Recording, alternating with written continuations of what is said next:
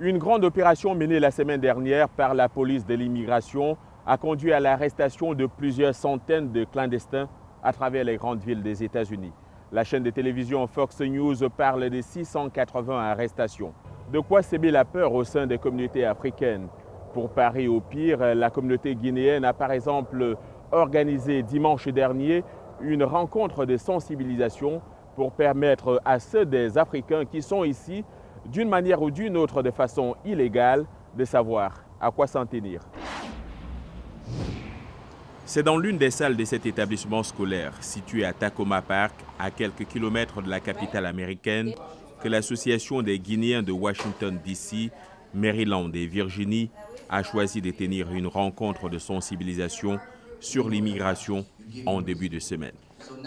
Depuis la signature par Donald Trump le 27 janvier dernier d'un décret qui a provoqué un tollé mondial, de nombreux Africains vivant aux États-Unis en situation irrégulière ne cachent plus leur angoisse.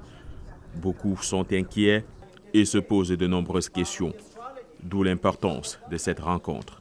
Vu les changements qui sont passés récemment sur l'immigration et vu la peur qui se développe dans la communauté, on a jugé nécessaire d'envoyer la police, d'envoyer des avocats, des conseillers légaux afin de pouvoir éduquer la population sur ce qui les attend et aussi sur comment se comporter et comment agir au cas où on les arrêtait.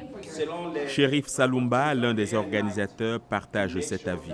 Selon l'ambassade, nous avons actuellement, jusqu'à la fin de l'année passée, nous avons 2142 Guinéens qui sont dans le collimateur de la justice américaine, ici aux États-Unis. Et parmi ces 2142 Guinéens, il y a au moins un chiffre élevé d'un peu plus de 500 qui ont reçu l'ordre de quitter le pays, donc qui sont dans le système de rapatriement pour quitter les États-Unis actuellement. L'intense activité des services de l'immigration depuis l'arrivée de Donald Trump à la Maison-Blanche n'est pas là pour rassurer. La semaine dernière, près de 680 personnes ont été arrêtées dans des raids menés par la police de l'immigration à travers le pays. Nous allons suivre les lois américaines et en suivant ces lois, nous mettrons la priorité sur l'expulsion des personnes qui ont un dossier criminel. Et si nous expulsons 10 criminels et parvenons à sauver la vie d'un, 2, 3 ou 4 Américains, c'est quelque chose de magnifique.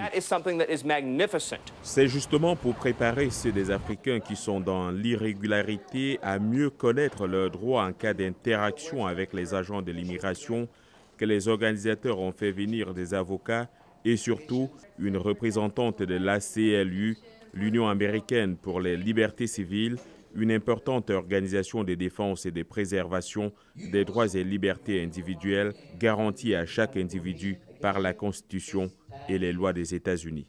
L'ACLU fait partie des organisations qui se sont violemment opposées au décret de Trump interdisant l'entrée aux États-Unis aux ressortissants de 7 pays, dont 2 Africains, le Soudan et la Somalie. Veiller au respect de la loi est souvent la tâche de la police.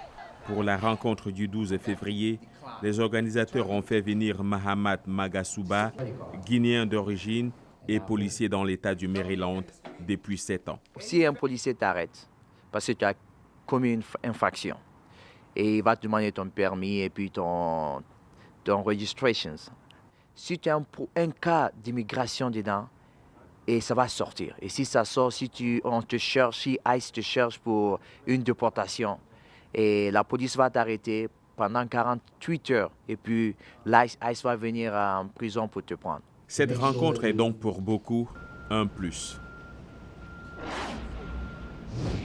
Voilà. Selon le Centre d'études sur l'immigration, l'ICE, la police de l'immigration des États-Unis a procédé à près de 1051 arrestations de clandestins criminels entre 2005 et 2014. La politique d'immigration de Donald Trump devrait permettre de booster ce nombre. Mais les communautés africaines, pas seulement guinéennes, n'entendent pas se laisser faire. Elles continueront leur mission de sensibilisation pour éviter à un maximum d'Africains vivant de façon illégale ici aux États-Unis d'être expulsés vers le continent. John Lyndon, VOA Afrique, Washington.